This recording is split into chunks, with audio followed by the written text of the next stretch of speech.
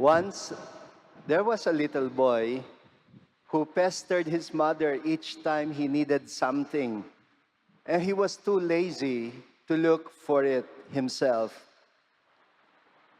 Like, Mom, where are my shoes? Mom, can you find my school bag? Mom, where are the crayons that I bought yesterday? I need them for my project. The mother got so tired of her son's laziness. She forgot that an enchanted woman had earlier granted her the power of casting an irreversible spell on people through her words, whether in the form of a blessing or in the form of a curse. Ang sabi daw niya sa anak niya, may you grow 100 eyes around your body so that you will not need to pester me each time you are looking for something. The boy disappeared after that, and the mother realized that her words may have come true. The following day, the mother came down from the garden or to the garden, and what did she find among the plants in the garden? Well, a pineapple plant. Well, she did not know what a pineapple was yet, with a ripe fruit on it. And when she harvested the fruit and peeled off its skin with a knife, she found 100 little dots surrounding the fruit. And they looked like little eyes peering at her. We read this story when we were in elementary school, ang alamat ng pinya.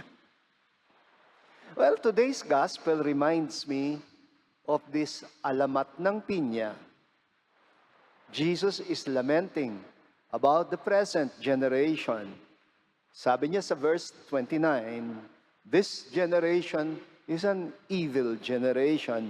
It is looking for a sign, but no sign will be given it except the sign of Jonah. All they needed to do was to look, tumingin lang, to look at Jesus and to witness the works that He was doing. Sabi nga, one time ni Prophet Ezekiel, when he lamented about the hard-heartedness and the hard-headedness of the people of Judah, sabi niya, they have eyes to see, but do not see.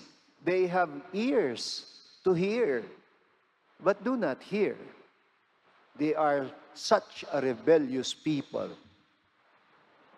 And there is another passage where Jesus said something in reply to the disciples whom John the Baptist had sent in order to ask if Jesus was indeed the one who was to come, or if John the Baptist had made a mistake so that he would just look for another one.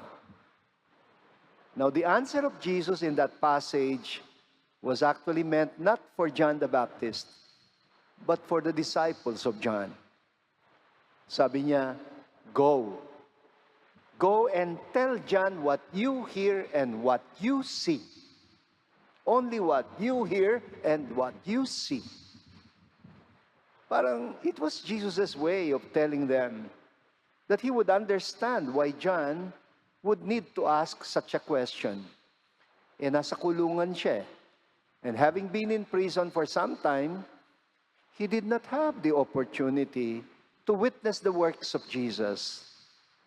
The blind see, the deaf hear, the lame walk, the dead are raised to life, and the lepers are cleansed, and the poor have the good news preached to them. Pero itong mga disciples of John, they had witnessed all of this. Wala naman sila sa kulungan. And did they report the right things to John in prison? No. I think what they reported instead ay mga intriga. Intrigues about Jesus eating and drinking with tax collectors and sinners. Para bang sinulsulan pa si John para mag-self-pity inside the jail. Madalas kong sabihin, para ba silang tumingin sa donut at ang nakita yung butas lang sa gitna? And what did Jesus mean when he said, no sign will be given to them except the sign of Jonah? Jonah did not even give any sign. In fact, nangaral lang siya. And he even rushed up his preaching because he wanted the people of Nineveh to remain stubborn so that God's punishment would fall upon them. But to his great surprise, the people of Nineveh listened to his word kahit walang signs. They believed his message. They fasted and they repented of their sins, and God forgave them. Alam niyo ho, when we fail to see something that is already right there before your very eyes, may kasabihan tayo. We have a saying in Tagalog, kung ahas lang yan, natuklaw ka na. If that were a snake before you, you would have been bitten already. Brothers and sisters, let our prayer today come from that famous line in Psalm 95. Today, if you hear the voice of the Lord, harden not your hearts.